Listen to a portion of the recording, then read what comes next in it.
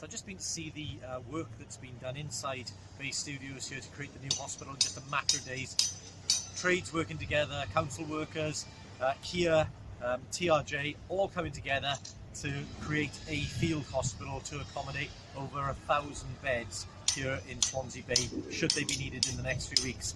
What's been achieved in just a matter of hours really is outstanding. Talk about a wartime effort, it is unbelievable, and I couldn't be prouder of all of the people who put their efforts into creating the facilities here.